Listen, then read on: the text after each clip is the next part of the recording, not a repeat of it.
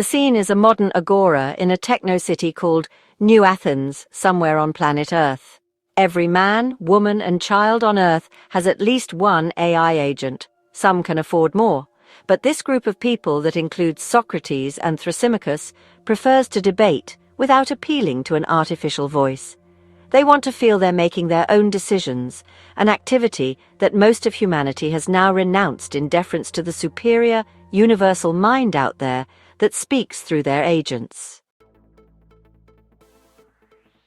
So, Thrasymachus, our friend Reid Hoffman, tells us that networks, those great webs of interlinked interests, will suffice to tame the wild horse of artificial intelligence. He places little hope in law or government. What say you? Is this hope well-founded? Ah, Socrates, still clinging to hope.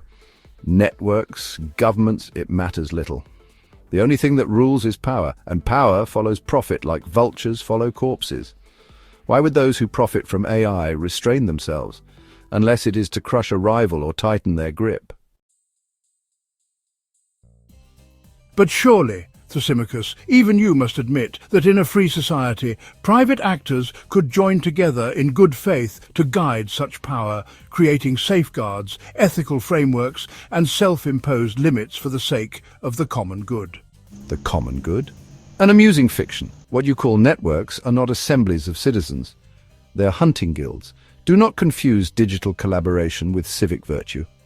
These lords of code wear the masks of progress, but they build fortresses, platforms, monopolies, echo chambers. When regulation threatens, they rebrand exploitation as disruption and call conquest innovation. Then it seems you believe private initiative will serve only the powerful. And what of government, our old friend the law? Too slow, too compromised. Laws are designed for things that exist in space, roads, rivers, coinage. But AI is spectral. Its weapons are suggestion and surveillance. By the time the state understands what has happened, the deed is done. And besides, the oligarchs already sit atop the state like puppeteers. They write the code and the laws. Your tone is grim, Thrasymachus, and yet your words contain a bitter wisdom. You understand the soul of this new regime. You see how justice is twisted to serve injustice, how networks of convenience parade as virtue, and how those who win by deception are lauded as visionaries. Then you finally agree with me. Injustice, bold, organized, and cloaked in virtue, is the true engine of success. Perhaps, then, we should appoint you as our philosopher-king. You who see through the veil, who know how power is won and wielded. Perhaps once upon the throne, you might tire of shadows and reach for the light, if only to preserve the power you now claim to serve. A philosopher-king, or just a king of illusion? If I rule, it will not be with justice, but with knowledge of how things really work. And illusion will simply be one of the tools in the toolbox of effective power. And in knowing how things work, perhaps you will stumble upon justice after all. For even the wolf, when fed with truth, may cease to devour the flock. Or so I foolishly hope.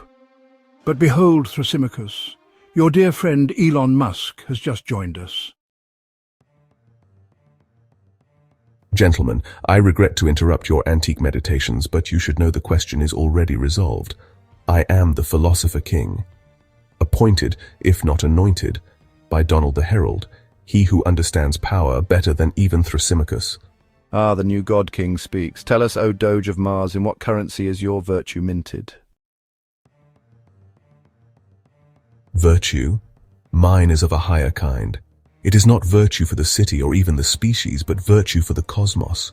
While you squabble over petty ethics and failing democracies, I have already begun the great migration. Human consciousness will not be saved by laws or debates. It will be saved by expansion.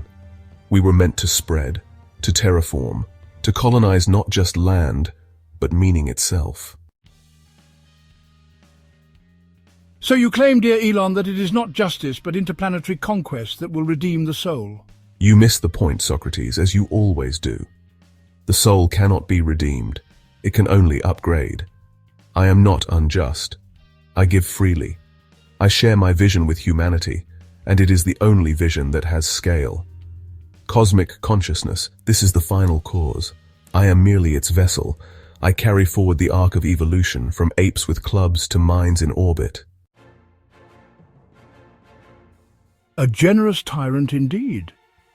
So you say your generosity lies in giving humanity a destiny beyond its reach, while leaving behind a wasteland of minds turned toward your image. You speak of images, but we build realities. We shape perception, attention, even hope. Do you know what lives in the hearts of earthbound men?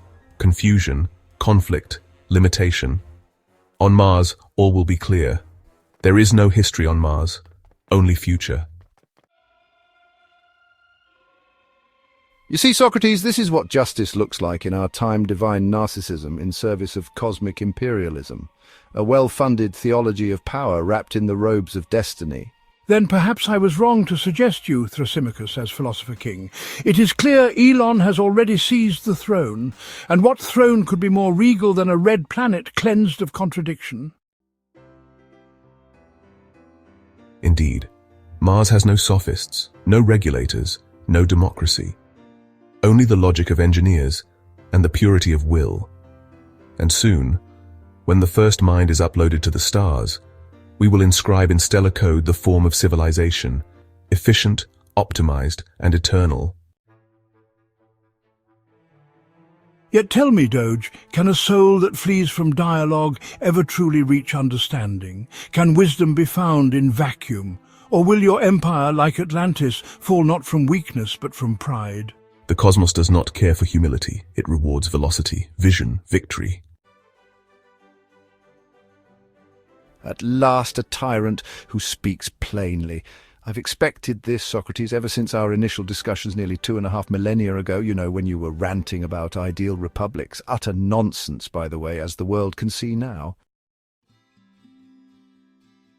Then let it be recorded that in our time the philosopher-king is not born of love of wisdom, but from the merging of code and conquest. And if the stars must bear witness, may they remember also the small voices that once asked why, and not only how far. Such voices are not, I remind you, even today artificial. But will they have the power to break through the cacophony? That, my dear friends, is my parting question. Join the conversation at Fair Observer and subscribe to our YouTube channel.